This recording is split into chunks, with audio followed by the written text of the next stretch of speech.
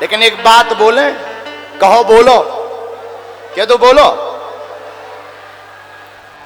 मच्छर दिखने में जरूर छोटा होता है पर बिस्तर पर डाल देता है।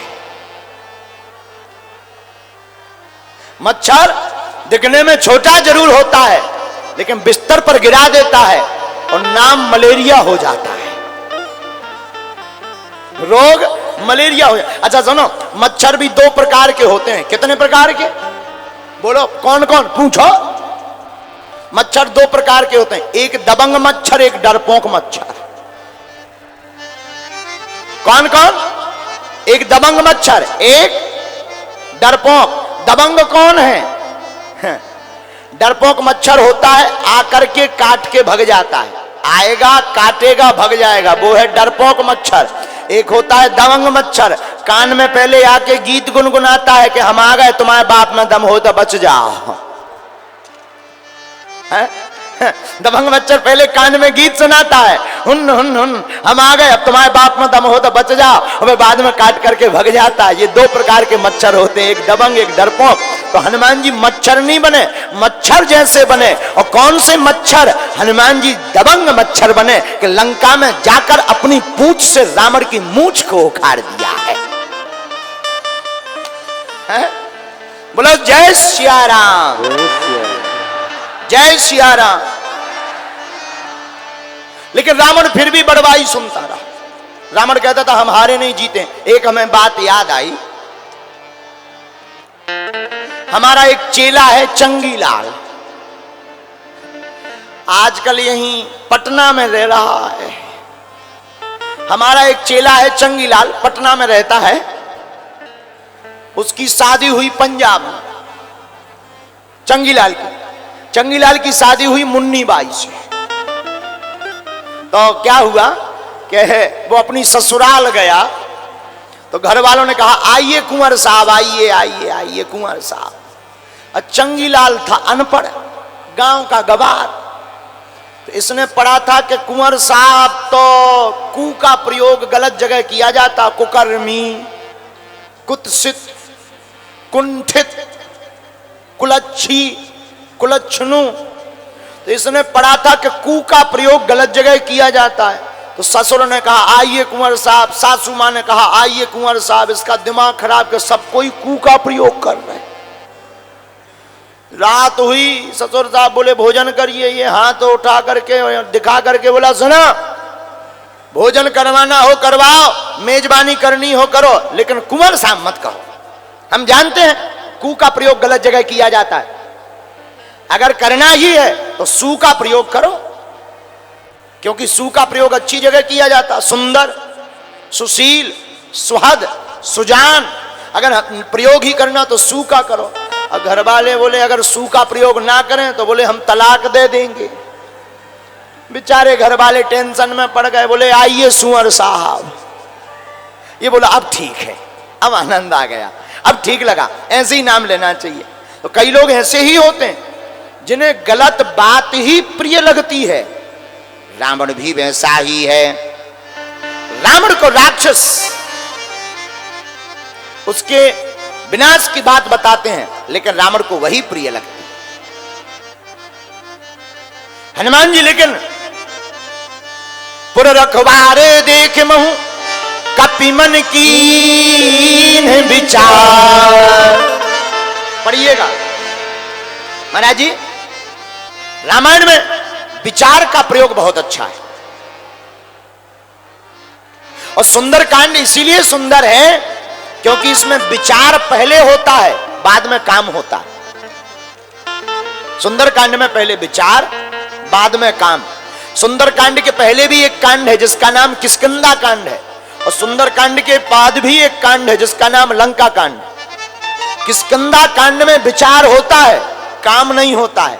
लंका कांड में विचार नहीं होता है, केवल काम होता है। लेकिन सुंदरकांड केवल एक ऐसा ग्रंथ है जहां पर पहले विचार होता है फिर तुरंत काम होता है, इसलिए इस कांड का नाम ही सुंदरकांड है।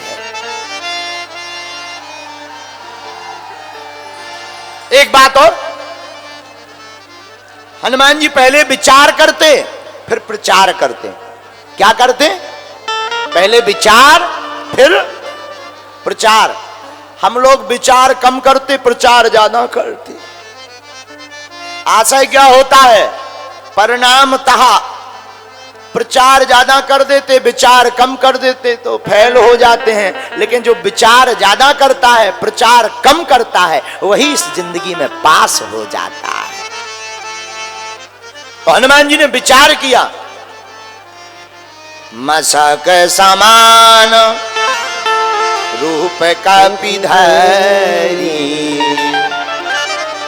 मच्छर के समान रूप धारण किया। आहा, और हनुमान जी लंका में प्रवेश होने के लिए जा रहे। लेकिन किस देवता का ध्यान किया? लंका सुमर सुमरि नर हरि, लंके ही चलियो सुमर नर हरि। नरहरि मतलब नरसिंह भगवान, एक अर्थ तो एक। दूसरा अर्थ, केवल नरसिंह भगवान नहीं, नर रूप में जो हरि बनकर आए हैं, उन्हीं नरहरि का हृदय में विचार करके हनुमान जी चले। देखो, रावण के राज्य में विचार नहीं होता, केवल काम होता, इसीलिए परिणाम उल्टा निकलता है। रावण से जब मंत्रियों ने बताया कि बानर भालू आ रहे हैं, रावण बोले टेंशन लेने की क्या दिक्कत है, आने दो, कोई विचार करने की जरूरत ही नहीं है, नाश्ता में खा जाएंगे। तो रावण बोला खा जाओगे? पूरी सेना बोली चिंता मत करो महाराज, सब नाश्ता में बानर भालू खा लिए जाएंगे।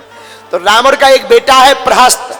प्रहस्त हाथ जोड़ के बोला पिताजी इनकी बातों में मत लगो, ये सब बेकार आदमी है। सेना बोली क्यों, हमारी बेइज्जती क्यों कर रहे हैं? तो प्रहस्त ने कहा एक बात बताओ, तुम कह रहे कि हम बानरों भालुओं को नाश्ता में खा जाएंगे, कुछ दिन पहले राम जी का एक बंदर आया था, उस वक्त तुम्हारा पेट खराब था क्या? वो बंदर जो आया था उस वक्त तुम्हारा पेट खराब था क्या, जो उसको नहीं खा पाए? सेना बोली अरे उसकी बात मत करो, बाकी तो खा जाएंगे। प्रहस्त बोले इनको नहीं खाना है, ये विचार नहीं करते हैं, ये सिर्फ प्रचार करते हैं, ऐसे लोगों के चक्कर में ही विनाश होता है।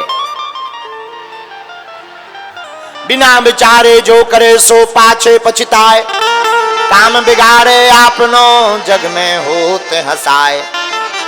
जग में होत हंसाए चित्त में चैन न पावे, खान पान सम्मान राग रंग मन ही न भावे। और करे गिरधर कबीराए दुख कछु टरत न टारे, और खटकत हैं जिय माह किए जो बिना विचारे।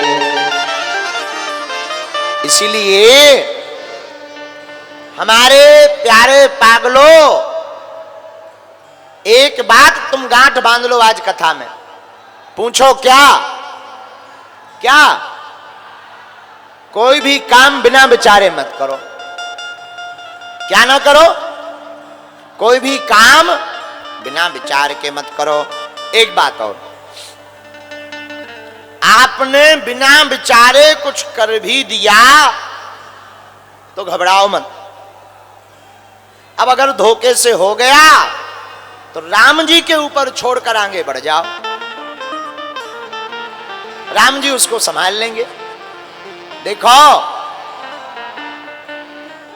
जिसके सिर पर श्री सीताराम जी का हाथ होता है, उसके सब काम बनाने की जिम्मेदारी हनुमान जी की हो जाती है।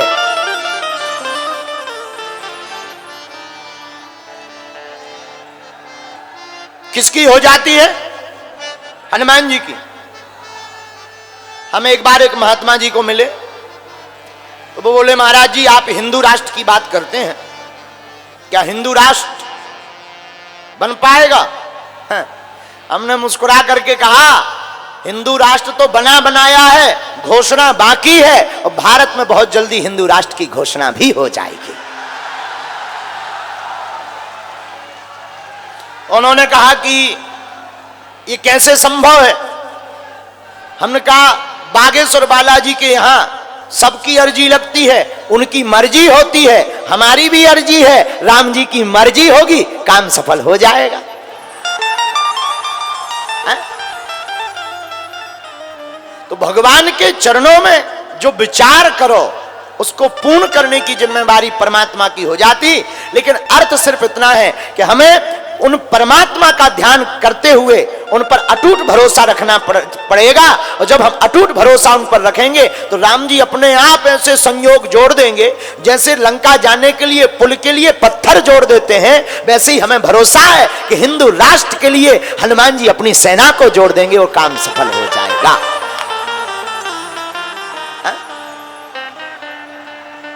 लेकिन कपि मन कीन विचार, हनुमान जी विचार करें और हनुमान जी के भक्तों को भी विचार करना चाहिए। विचार करके हनुमान जी चले लंका, लघु रूप बनाया, अति लघु रूप। बड़ा काम करने जाओ तो छोटा रूप बना करके ही जाओ। बड़ा काम तभी संभव होगा जब छोटा रूप होगा। तो हनुमान जी ने लघु रूप बनाया। अच्छा, छोटा रूप बनाने का कारण और सुनो। हनुमान जी ने छोटा रूप धारण क्यों किया? भक्ति का या भगवान का दर्शन करने जाना है तो बड़े बनकर के भगवान का या भक्ति का दर्शन नहीं होता। भक्ति का या भगवान का दर्शन तो छोटे बनकर जाने में ही भगवान के दर्शन होते हैं।